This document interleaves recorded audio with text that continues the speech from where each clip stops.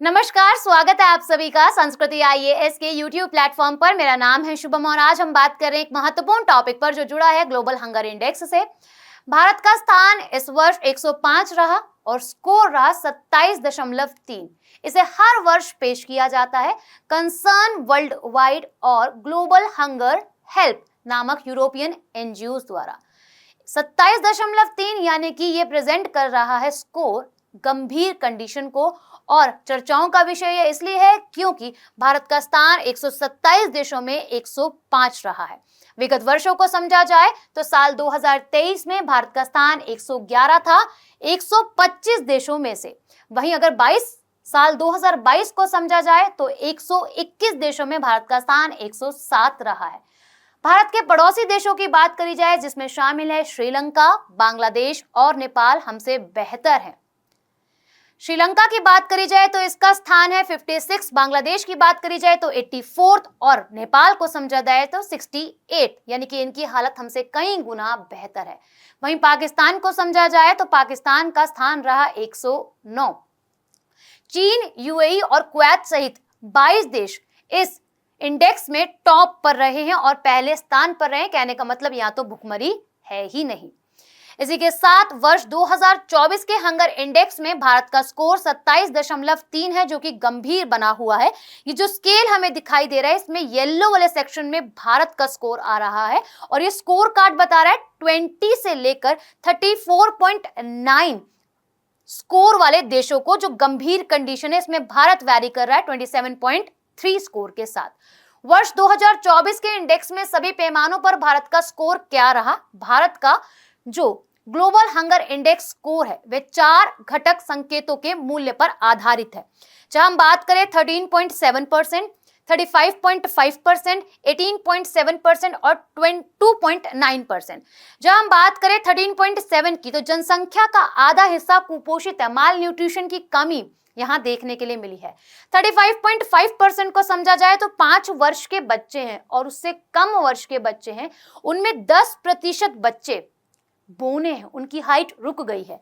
इसी के साथ 18.7% को समझे तो 5 वर्ष से कम आयु के बच्चों में से 10% बच्चे कुपोषित है, वही माल न्यूट्रिशन की कमी यहाँ पर देखी गई है। और अगर हम बात करें 2.9% की तो 5वें जन्मदिन से पहले ही बच्चों की मृत्यु हो जाती है, अपना 5th बर्थडे भी वो नहीं सेलिब्रेट कर पा रहे हैं। ये पिछले 10 वर्षों की रैंकिंग है जो भारत की रही, यानी कि 2014 से लेकर 2024 तक का। 2014 में भारत का स्थान 55 था। वहीं 15 की बात करी जाए तो भारत का स्थान 80 रहा, 16 को समझा जाए तो 97 रहा। फिर हमें रेस देखने के लिए मिला 100, 103, 102 और हमें एक अच्छा रैंक देखने के लिए मिला 2020 के अंदर जो 94 था। उसके बाद फिर 101, 107 और 111। 111 भारत का स्थान रहा साल 2023 में और 107 रहा साल 2022 के अंदर। तो ये एक ग्राफ है जो प्रेजेंट कर रहा है पिछले 10 वर्ष के डेटा को। अच्छा, ग्लोबल हंगर इंडेक्स की बात करी जाए तो यह देश में भुखमरी की स्थिति की जानकारी देता है, यानी कि कंडीशन के बारे में बताता है कि कोई देश कितना भुखमरी से जूझ रहा है, वह किस देश के अंदर भुखमरी है ही नहीं। इस सूची को प्रत्येक वर्ष कंसर्न वर्ल्ड वाइड और वर्ल्ड हंगर हेल्प नामक यूरोपियन एनजीओ तैयार करता है, जैसे हमने पीछे बात भी करी। यह विश्व भर से अलग अलग देशों के 4 पैमानों का आकलन करने के बाद इसे तैयार किया जाता है, यानी कि इस इंडेक्स को। इसी के साथ इस इंडेक्स में जिन देशों का GHI यानी कि ग्लोबल हंगर इंडेक्स स्कोर कम होता है उनकी रैंकिंग भी कम होती है, यानी कि वहां के लोग कम भूखे हैं, वहां पर भुखमरी नहीं है। ग्लोबल हंगर इंडेक्स स्कोर की गणना कैसे करी जाती है तो इसे समझ लेते हैं, ये काफी इंपॉर्टेंट है समझने के लिए। तो प्रत्येक देश का GHI स्कोर 3 आयामों में 4 पैमानों से निकाला जाता है, जिसमें अल्प पोषण, शिशु मृत्यु दर, चाइल्ड अंडर न्यूट्रिशन है। और चाइल्ड अंडर न्यूट्रिशन को भी 2 कैटेगरीज के अंदर डिफाइन किया गया है, एक चाइल्ड स्टंटिंग, दूसरा चाइल्ड वेस्टिंग। इन तीनों आयामों को 100 पॉइंट का स्टैंडर्ड स्कोर दिया जाता है और जिस देश का स्कोर 0 है वो अच्छा है और जिस देश का स्कोर 100 है वो बेकार है। तो इस स्कोर में तीनों आयामों को लिया जाता है, यानी कि अल्प पोषण, शिशु मृत्यु दर और चाइल्ड अंडर न्यूट्रिशन, तीनों का 1/1 तिहाई हिस्सा इसके अंदर शामिल रहता है। स्कोर स्केल पर 0 सबसे अच्छा स्कोर होता है, वहीं 100 सबसे खराब होता है। अल्पपोषण को समझा जाए तो इसमें क्या है कि एक व्यक्ति और एक स्वस्थ व्यक्ति जिसे कैलोरीज की जरूरत है दिन भर में, उसे प्रॉपर कैलोरीज नहीं मिल रही है, वो अल्प पोषण के अंदर आ जाता है।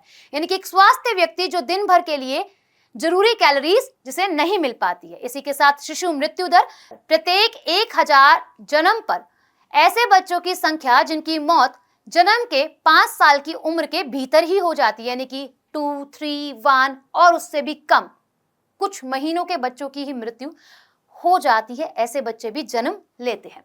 इसी के साथ अगर हम बात करें चाइल्ड अंडर न्यूट्रिशन, तो 2 कैटेगरीज के अंतर्गत ये आता है। एक चाइल्ड वेस्टिंग, अगर बच्चों की उम्र के हिसाब से वह दुबले हैं, पतले हैं और कमजोर हैं, तो वो आते हैं चाइल्ड वेस्टिंग वाली कैटेगरीज के अंदर।